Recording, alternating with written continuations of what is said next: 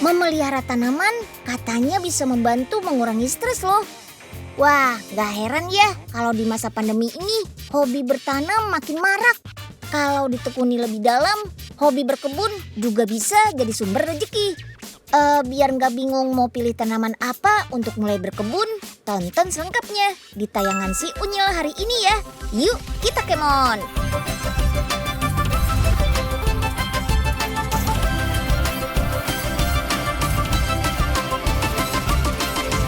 Si Unyil, yuk kita kemon!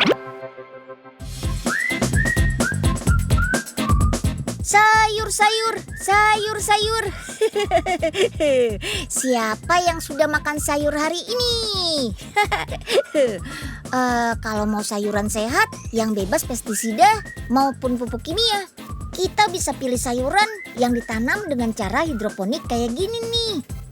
Budidaya sayuran seperti ini hanya pakai air dan nutrisi. Jadi gak perlu repot dan berkotor-kotoran dengan tanah. Salah satu kebun di Bandung, Jawa Barat ini menggunakan sistem hidroponik untuk menanam puluhan jenis sayurnya. Bahkan hasil panen sayurnya ini sudah mereka olah jadi aneka produk sehat dengan cara higienis di pabrik. Yuk kita kemon!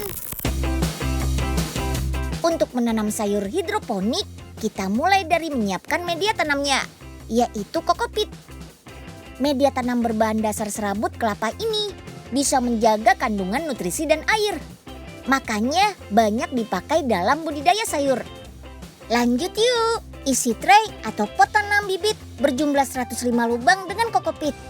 Baru deh masukkan satu persatu bibitnya. Wih, cepet banget tuh. Selesai hanya dalam waktu 2 menit saja. Sekarang simpan tray dalam ruang gelap selama 2 hari. Tujuannya agar cepat muncul kecambah. Suhu ruangan ini juga harus terjaga di angka 24 derajat Celcius dengan tingkat kelembapan 98%. Oke, bibit yang sudah meninggi ini sudah bisa kita pindah ke dalam pot nih. Tunggu kembali 15 hari, baru deh kita pindah ke ruangan produksi. Karena air menjadi satu hal yang paling penting dalam pertanian hidroponik, persediaannya harus sangat banyak.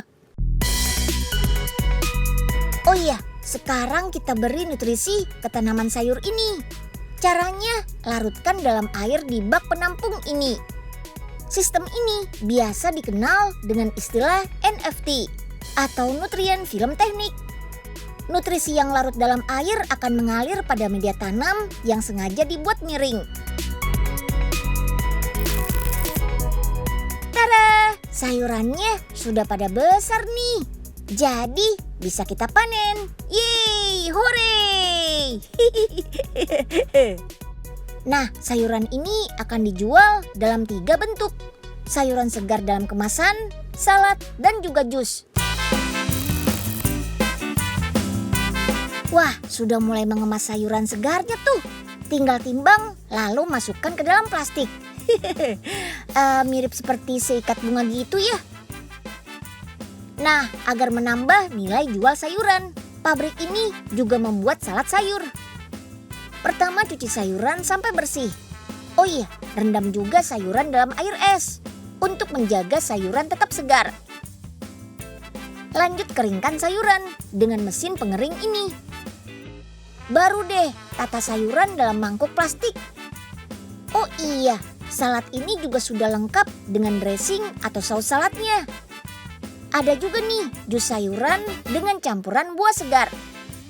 Berkebun dan berbisnis sayuran gak cuma menguntungkan dalam hal keuangan saja. Rutin mengkonsumsi sayuran juga baik untuk kesehatan. Sumber serat dan vitamin terpenuhi, kesehatan pencernaan, mata, kulit, rambut dan gigi juga terjaga dengan baik. Mantap!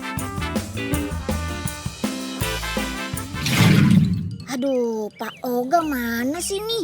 Masa Unyil ditinggal sendirian di kebun gini? Hah, gak setia kawan banget. Aduh, kok hawanya dingin gini ya? Unyil ngerasa ada yang ngeliatin deh. Tapi gak ada orang. Ciluk, bah. Ada setan. Ya ampun, Pauga. Apaan sih? Unyil kan jadi kaget.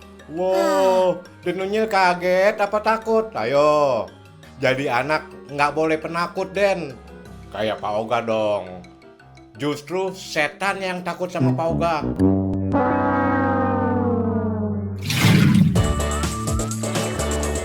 Pengen menanam sayur, tapi nggak punya lahan luas. Apalagi greenhouse. Tenang, ada solusinya kok untuk bercocok tanam sayuran di rumah. Dengan metode Simple Garden, kita bisa menanam sayuran secara vertikal, sehingga nggak makan banyak tempat. Gimana ya cara kerja kebun vertikal kayak gini? Langsung saja yuk, kita meluncur ke Tangerang, Banten. Yuk, kita kemon! Pertama, kita siapkan media tanam dan bibitnya nih. Nah, media tanamnya bukan pakai tanah, tapi rock wool. Mirip seperti busa yang mampu menyerap air dan udara sangat baik. Oke, sekarang letakkan bibit di bagian tengah rock wool seperti ini.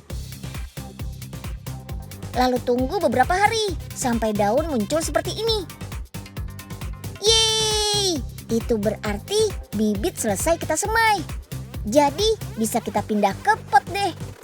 Sekarang kita siapkan perangkat media tanamnya atau Your Simple Garden. Satu setnya terdiri dari bak penampung air, 2 batang pipa masing-masing sepanjang 2 meter, dan kotak penyaring.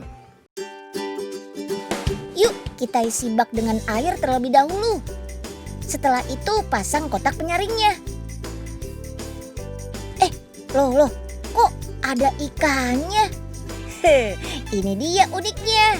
Metode Simple Garden menyatukan sistem aquaponik dan aeroponik dalam satu media tanam ini. Sekarang tutup bak dan letakkan pipa tepat di atasnya. Jangan lupa sambungkan selang agar air bisa mengalir sampai bagian tertinggi dari pipa. Yuhu! Dengan bantuan pompa, air bisa mengalir deh. Come on, kita mulai letakkan pot dalam lubang satu persatu ya. Meski terlihat sederhana, media tanam ini ternyata menguntungkan tanaman dan ikan loh. Kotoran yang berasal dari tubuh ikan akan terurai. Hasilnya malah bisa jadi nutrisi untuk tanaman. Tanaman juga akan menyerap nutrisi sambil menyaring air. Hasilnya air jadi lebih bersih dan bisa sebagai tempat hidup ikan deh. Nah, uniknya, walaupun berada di dataran rendah dengan suhu udara panas, media tanam ini bisa kita pakai untuk menanam tanaman khas dataran tinggi, seperti daun basil, mint, oregano, stroberi, dan lainnya. Pipa-pipa ini terbuat dari bahan polimer yang anti panas, jadi bisa menahan udara atau cuaca panas yang datang dari luar. Nah, air yang mengalir seperti air terjun ini juga bisa membuat suhu air turun loh. Karena udara panas akan menguap, air pun jadi dingin deh. Teknologi pertanian ini memang bisa menjadi solusi. Syarat berkebun pun tidak harus punya lahan luas. Cocok banget deh untuk yang tinggal di kota-kota besar seperti Jakarta. Yuk, kita kemon! Benih yang ditanam untuk menghasilkan tumbuhan gak selalu berupa biji loh.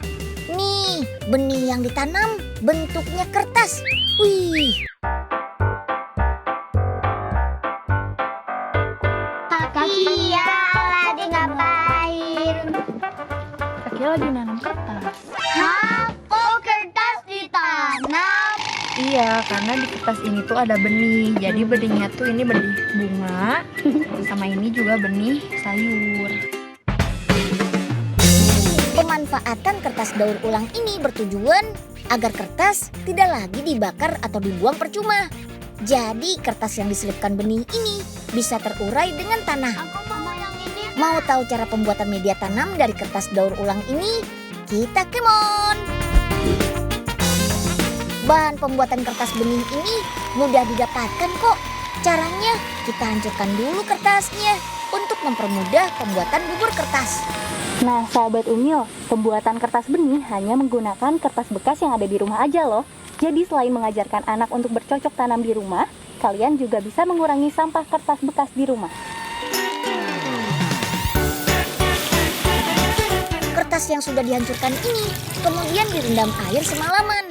Gunanya untuk memudarkan tinta pada kertas dan membuat tekstur kertas jadi lebih lunak. Oke, kertas yang sudah direndam semalaman sudah bisa dihancurkan sampai jadi bubur kertas. Lalu beri pewarna makanan. Bebas deh, mau warna apa aja.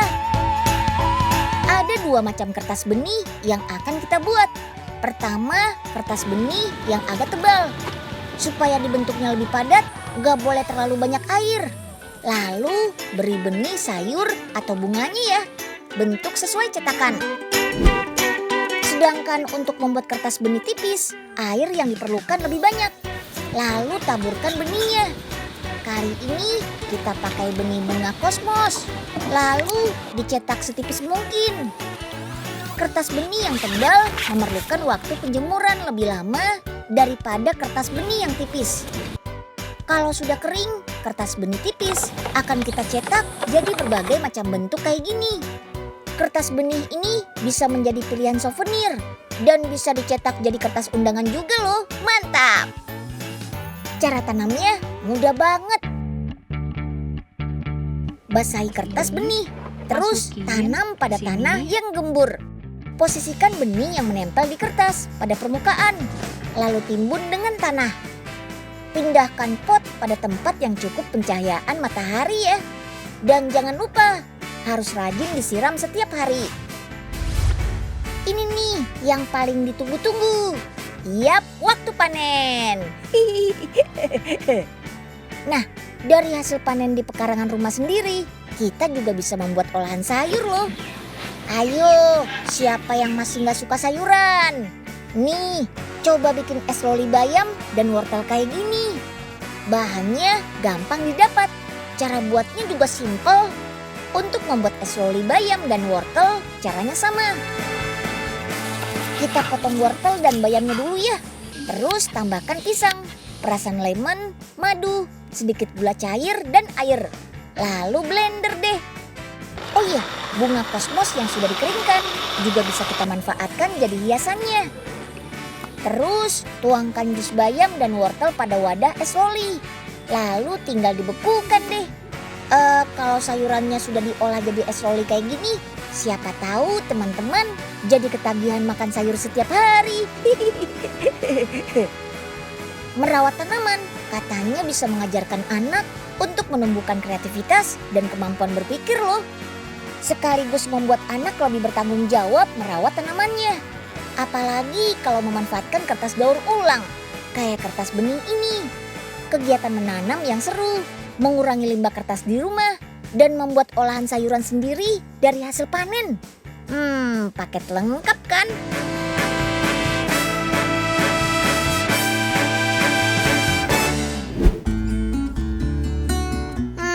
Siang-siang begini enaknya makan buah pepaya nih. Dijamin segar banget dan pastinya bernutrisi karena kaya vitamin. Tapi ada yang tahu nggak kalau pepaya itu bukan buah tropis loh, melainkan subtropis. Asalnya dari Meksiko bagian selatan dan Amerika Selatan bagian utara. Walaupun iklimnya beda dengan Indonesia, pepaya bisa tumbuh subur di sini. Bahkan banyak pepaya jenis baru lahir di negeri kita. Pepaya jenis baru bisa dihasilkan dari benih hasil persilangan. Gimana ya caranya mendapatkan hasil pepaya kecil bercita rasa manis kayak gini? Langsung cari tahu aja deh. Yuk, kita kemon. Perusahaan di Semarang, Jawa Tengah inilah yang menciptakan pepaya jenis baru bernama Cikita. Berat satu pepaya Cikita hanya 300 gram loh. Sementara pepaya jenis lain bisa lebih dari 500 gram. Kalau ada beberapa orang gak suka makan pepaya karena aroma khasnya, tenang saja. Pepaya Cikita tidak beraroma khas seperti pepaya lainnya. Ada ratusan biji dalam satu buah. Biji-biji inilah yang dijadikan benih pepaya Cikita. Harus melewati tahap cuci dulu nih. Pakai air yang mengalir ya. Lalu jemur di bawah terik matahari. harus benar-benar kering agar tidak timbul jamur. Nah, inilah benih pepaya Cikita yang siap dipasarkan ke seluruh Indonesia. Cara makan pepaya Cikita ini pun berbeda dari biasanya loh. Wah, lebih praktis kan cara makannya? Dengan cara makan seperti ini, getah pepaya juga ikut termakan. Jangan khawatir, getahnya mengandung asam amino. Bermanfaat mengganti sel-sel tubuh rusak menjadi baru. Jadi, sangat baik bagi masa pertumbuhan. Mantap!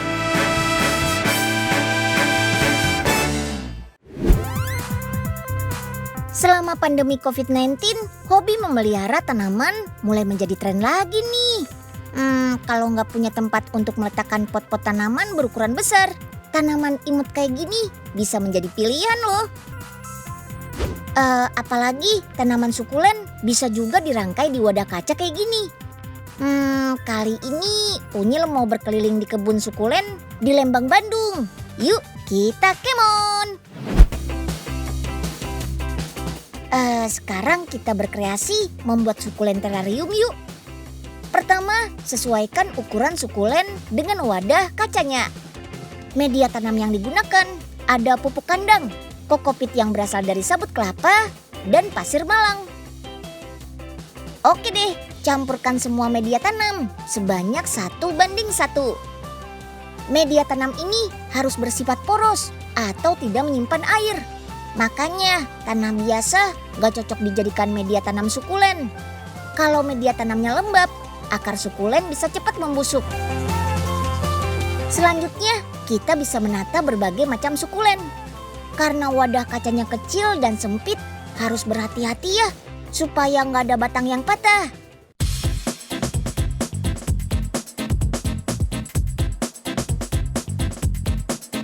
Dan terakhir, tinggal dihias dengan batu zeolit deh. Oh iya, wadah kaca ini nggak akan membuat air mengendap di dalam kok. Ada celah di setiap sisinya, jadi air dapat merembes keluar. Selain terarium, kita juga bisa merangkai tanaman imut ini jadi sukulent arrangement. Perbedaannya cuma dari wadahnya saja kok. Kali ini pakai pot yang berlubang di bagian bawahnya, supaya air tidak mengendap.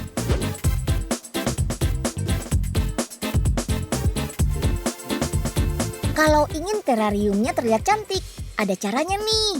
Dimulai dari jenis thriller, filler, dan spiller. Pertama, thriller, yaitu jenis sukulen yang berduri atau tinggi. Biasanya sih jenis ini yang pertama dilihat.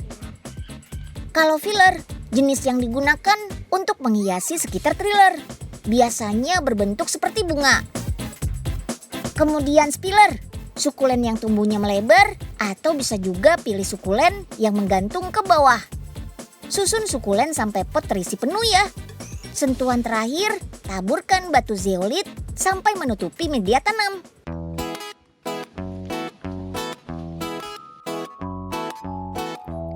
Buat yang hobi bercocok tanam, kalian bisa nih coba merangkai 20 jenis sukulen ini dalam satu pot. Nah, cara perawatannya juga mudah, hanya 1 kali penyiraman dalam 1 minggu. Saat musim kemarau, penyiraman sukulen harus dilakukan 2 kali ya. Sebaiknya penyiraman dilakukan saat pagi atau sore hari, saat sinar matahari tidak terlalu terik. Siram ke seluruh bagian daun dan media tanamnya. Jangan hanya dispray. Sukulen akan terlihat lembab kalau kelebihan air. Makanya kita harus mengatur waktu penyiraman nih. Jangan terlalu sering. Kebutuhan kadar air pada sukulen tuh beda-beda. Tergantung suhu, kelembapan, jenis sukulen, pot, dan daya serap media tanamnya. Makanya harus betul-betul diperhatikan. Gimana Mbul? Sudah jadi belum terarium Unyil? Tinggal ditambahin 1 lagi, Nyil. Nah, udah cakep kan terariumnya? Wih, Mbul jago juga nih. Tapi kurang batu-batuannya ya Mbul. Kita cari di taman aja yuk. Ada Pak Oga. Bawa apa tuh Pak di ember? Oh, ini ikan hasil pancingan Pak Oga, Den. Mau beli? Murah aja. Cuma 50.000. Mahal amat, Pak. Ikan di pasar aja lebih murah. Yuk, Nyil, kita pergi aja. Udah mendung nih. Ya udah, yuk. Kami pergi dulu ya, Pak. Oke, Den. Nah, kebetulan mereka pergi. Oga ikut ngadem dulu ah.